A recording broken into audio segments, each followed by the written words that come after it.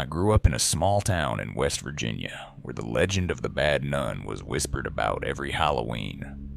They said she lived in the abandoned convent on the edge of town, a place where even the bravest kids wouldn't dare to go after dark. No one knew her real name. Some said she went mad after the last mass. Others claimed she'd made a pact with something darker than God. But everyone agreed. If you saw her, she'd follow you home. Last October, my friends dared me to prove she wasn't real, to sneak into the convent at midnight alone. I told myself it was just a story, a stupid dare. I should have known better. The night was cold, the moon hidden behind thick clouds.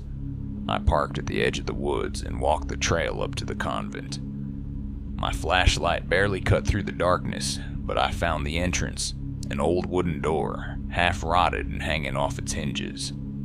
Inside, the air was thick with the smell of mildew and old wax. Shadows stretched across the floor like grasping hands. Every creak of the floorboards sounded too loud. At the end of the hallway, I saw a faint light. A candle burned on the altar in the old chapel. The flame danced like it was alive. That's when I saw her. She was kneeling in front of the altar, her habit draped over her like a shroud. Her head was bowed, and I thought maybe it was a mannequin left behind.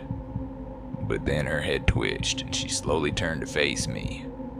Her face was a nightmare, sunken, gray, with hollow eyes that glowed faintly. Her mouth stretched into an unnatural grin. She rose to her feet, bones cracking with each movement. She was impossibly tall, her head nearly scraping the ceiling. She whispered something I couldn't understand, and suddenly the candle went out. I was plunged into darkness. I ran, stumbling over broken pews and crumbling walls, my flashlight shaking wildly. But every shadow felt alive. Every creak sounded like footsteps right behind me. When I reached the front door, I dared to look back, and there she was, gliding toward me, her eyes fixed on mine, that grin still stretching across her face. I burst outside, gasping for breath, the night air cold on my skin. I didn't stop running until I reached my car.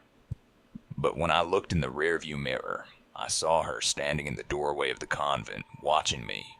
Now, every night at exactly midnight, I hear a soft chanting in my room. Sometimes I catch a glimpse of her in the corner, waiting, watching.